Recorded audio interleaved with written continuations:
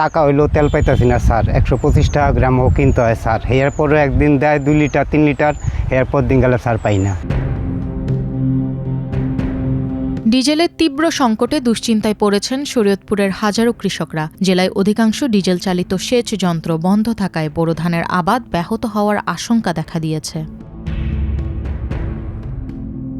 জেলা কৃষি সম্প্রসারণ অধিদপ্তর সূত্রে জানা যায়, চলতি মৌসুমে শরীয়তপুরে 25,570 হেক্টর জমিতে বোরো চাষ হয়েছে। এতে উৎপাদনের লক্ষ্যমাত্রা ধরা হয়েছে 1,81,136 মেট্রিক টন। জেলায় 82,027 জন কৃষক বোরো ধান চাষে যুক্ত রয়েছেন। প্রতিদিন স্যার দেখেন আমার তেলের দরকারই আছে 15 লিটার, সেই জায়গায় আমি তেল 15 লিটার চাইলে আমার দেয় 5 লিটার 6 লিটার, আবার 2 একদিন দেয় না।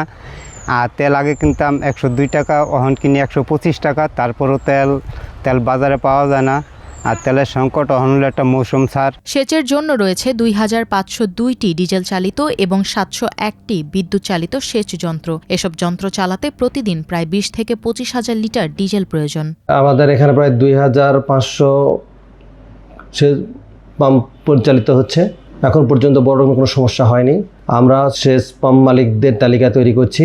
আমরা জেলা প্রশাসনের সাথে সমন্বয় করে কিভাবে ডিজেল বিতরণ করলে এই সমস্যার সমাধান করা যায় সেভাবে আমরা জেলা প্রশাসনের সাথে আলোচনা করছি।